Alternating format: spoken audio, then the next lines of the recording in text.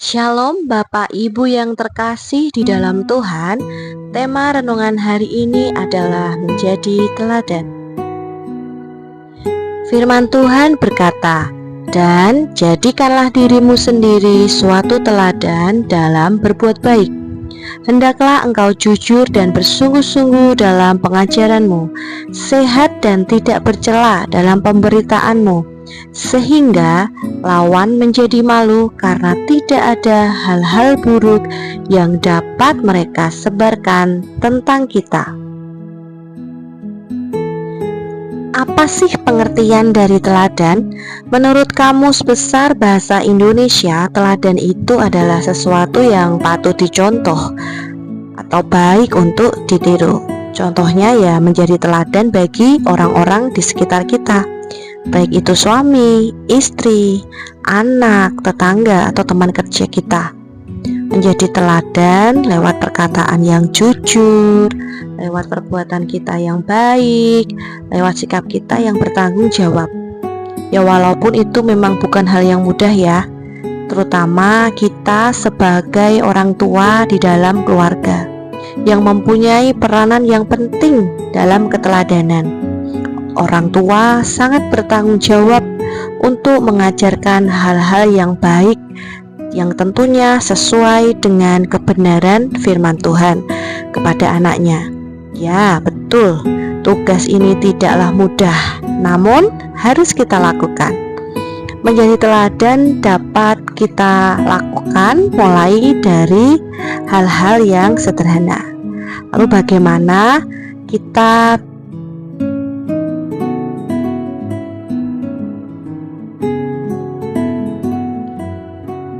Firman Tuhan di awal berkata bahwa kita harus jujur. Kejujuran itu tentunya juga bicara tentang perkataan. Jadi pertama, kita harus menjadi teladan lewat perkataan kita. Perkataan yang tidak menyakiti, perkataan yang dapat membangun bahkan memotivasi anak kita. Perkataan yang lemah lembut dan tidak kasar.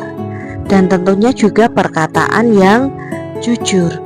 Kalau kita ingin anak kita bicara dengan baik, dengan lembut, tidak kasar, maka sebagai orang tua kita juga harus melakukan demikian.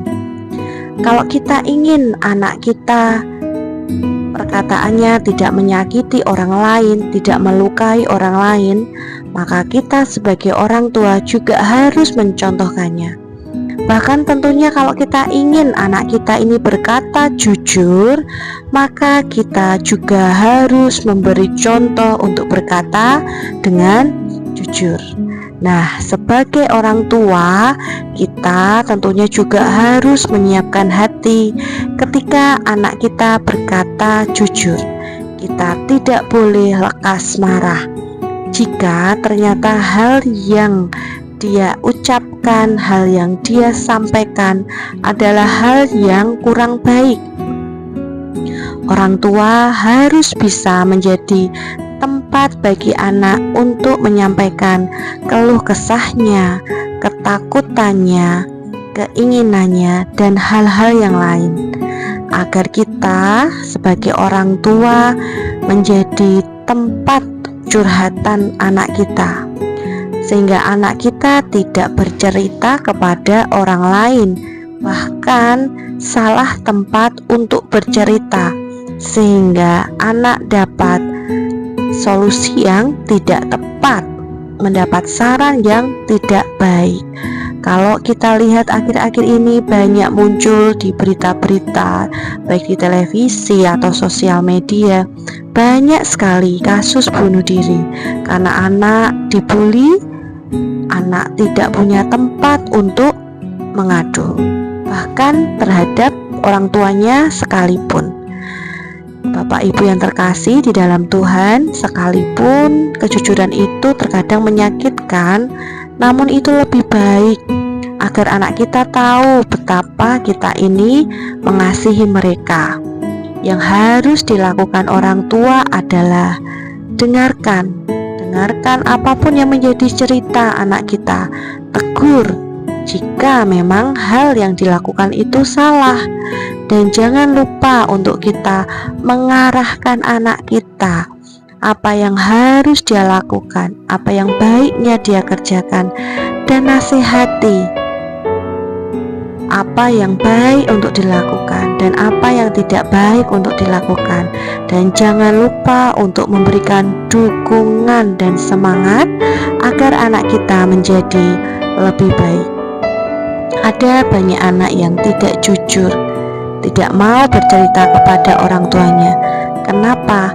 Ya karena orang tuanya terlalu sibuk, orang tuanya tidak mau mendengarkan. Respon yang keluar dari orang tua pertama kali adalah marah, hanya menyalahkan tanpa mau mendengarkan alasan anak.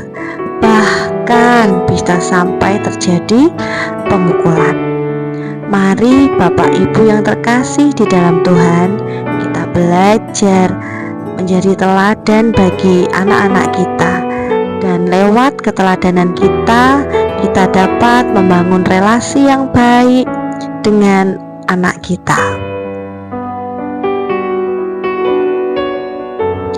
Pengajaran itu bicara tentang didikan yang benar pada anak kita.